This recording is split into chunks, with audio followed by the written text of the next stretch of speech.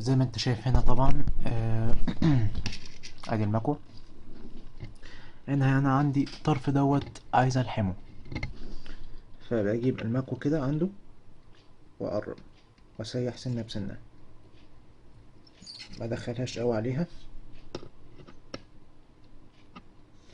انا مجرد بس ما بمسها كده الليد او الرصاص يعني بمعنى صح هيلزق على طول في حتة النحاس.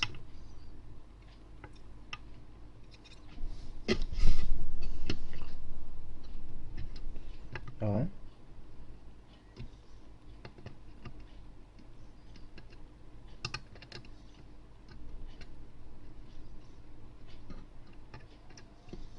طبعا عشان انا مستخدم مكوة نوعها معفن شوية، فلازم يعني اخلص صف واسيبها تبرد.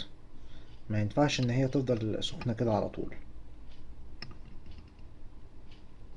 طبعا تاخد بالك ان مثلا هنا الحتة ديت جه عليها لحام، تاخد بالك ان ما تلزقش في الجزء اللي جنبيه. ابص اهو، لو حصل وان هي لزق تنشف المكوة بحيث ان ما يبقاش عليها اي رصاص، وبعد كده تقوم راجع تاني وتلحم الجزء اللي انت عايزه. تاخد راحتك، ما تستعجلش. اهم حاجة تبقى دقيق في الحاجات ديت، عشان الحاجات ديت سهل جدا ان هي تبوظ منك.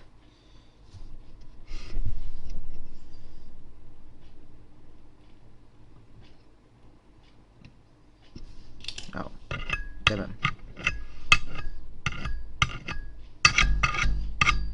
زي ما انت شفت كده. واهو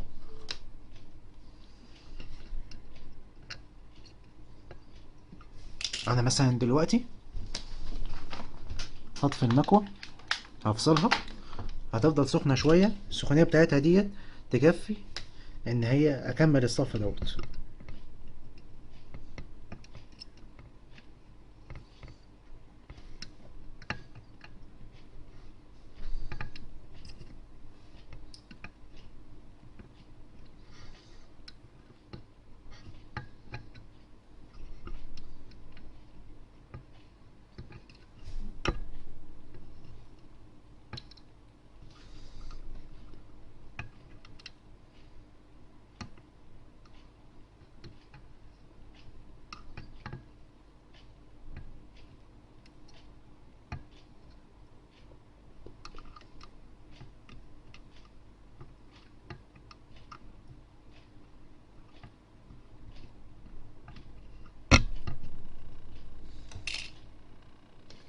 تمام.